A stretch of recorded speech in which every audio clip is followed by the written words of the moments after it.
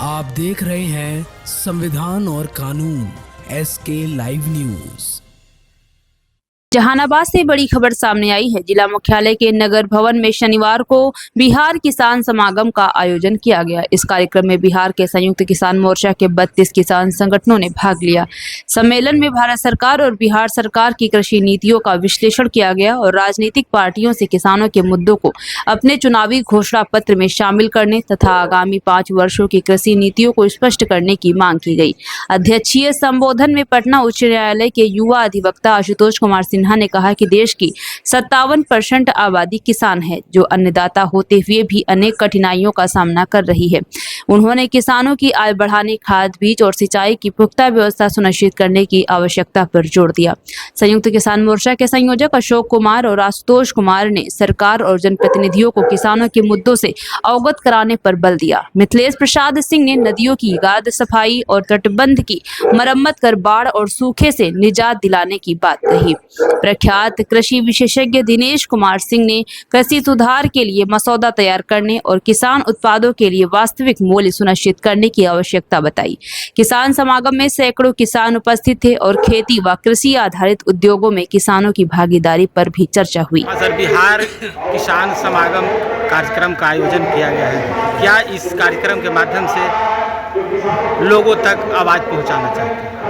देखिए, इस समागम का एकमात्र उद्देश्य है किसानों को उसके अधिकार के बारे में बताना, उनको इन्वाइट करना, जिससे कि वो अपने अधिकार के लिए लड़ें और विजय प्राप्त हों। क्योंकि इस समागम के द्वारा हमने बहुत लड़ाई लड़ी है दूसरे जगहों पे और सरकार को झुकना पड़ा उस कार्य के लिए।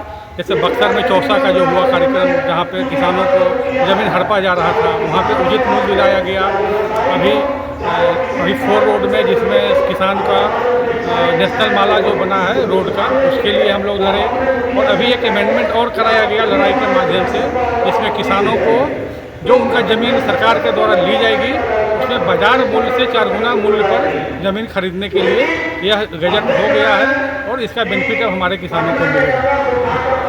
और सर, जैसे किसान लोग के कभी खाद या बीज या फिर अन्य प्रकार के जो सुविधा इसके लिए हम लोग भी लड़ रहे हैं और इसके लिए सरकार के द्वारा एक यहाँ पे FPO का गठन रत्नी फरीदपुर में किया गया है। Morha Ratni Faridpur multi crop feed farmer producer company limited, जहाँ पे किसानों को उचित मूल्य पर खाद, बीज और की सुविधा उपलब्ध कराई गई है।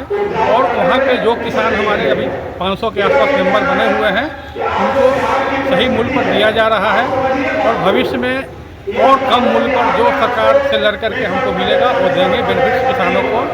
दूसरा काम यह किया जा रहा है संगठन के द्वारा कि वैल्यू एडिशन पे लोगों को जागृत किया जा रहा है कि आप अपने उत्पाद को डायरेक्ट बाजार में नहीं बेचिए, उसका वैल्यू एडिशन कीजिए। आटा, अगर आप गेहूँ है तो उसको आटा बनाएंगे हम लोग, अगर चावल है तो उसको हम चावल का भिन्न तरह का प्रोडक्ट बना करके बाजार में डालेंगे, जिससे कि किसानों को उसका लाभ मिले और उनकी आमदनी दुगनी हो। अपना नाम बताइए sir. Ashok Kumar, regional director, centre for agriculture and rural development और कार्यक्रम संयोजक, बिहार किसान। देखिए, जहानाबाद में गेहूं और चावल के अलावा मेजॉरिटी जो है हम लोग उसके अलावा कुछ और उत्पादन नहीं करते हैं। कुछ किसान हैं, अच्छे किसान जो इनोवेटिव भी कर रहे हैं, फार्मिंग कर रहे हैं, लेकिन मेजॉरिटी हम लोग गेहूं और चावल के अलावा, धान के अलावा हम लोग नहीं जा रहे हैं। और गेहूं और धान में जो है, जब उसमें उससे आपको इनकम तो होगा, लेकिन उस इनकम में आपको वृद्धि नहीं होगी। वो प्रोसेसिंग आप कीजिएगा तब होगा, लेकिन इसके अलावा आपको कैश क्रॉप जैसे मशरूम पे हम लोग फोकस करना चाहिए। मशरूम का उत्पादन कर सकते हैं, मशरूम बहुत अच्छे मूल्य में मिलता है। जो हमारे पुराने समय में मिलेट, ज्वार, बाजरा, रागी, ये सब का जो खेती करते थे, वो भी हम लोग यहाँ पर कर सकते हैं। इसके अलावा जो सब्जी की खेती है, सब्जी की खेती भी की जा सकती है। सब्जी की खेती में भी आप देखिए, बहुत जगह पे जो टमाटर है उसको प्रोसेसिंग करके जैम, जेली भी बनाया जा रहा है। तो जब आप फसल कटता है तो उसके बाद जो है उसको प्रोसेसिंग करने के लिए भी आप आगे बढ़ सकते हैं। उसमें भारत सरकार की बहुत सारी योजनाएं हैं। मैं योजनाओं के बारे में आपको बताऊंगा। एक योजना है agri infrastructure fund. Agri infrastructure fund योजना के अंतर्गत अगर आप मशरूम उत्पादन करना चाहते हैं, उसके लिए मशरूम का हट या फिर मशरूम का एसी का यूनिट अगर लगाना चाहते हैं, अगर कोई किसान पॉली हाउस के थ्रू माध्यम से फार्मिंग करना चाहते हैं, वेजिटेबल फार्मिंग करना चाहते हैं, या ये पॉली हाउस या नेट शेड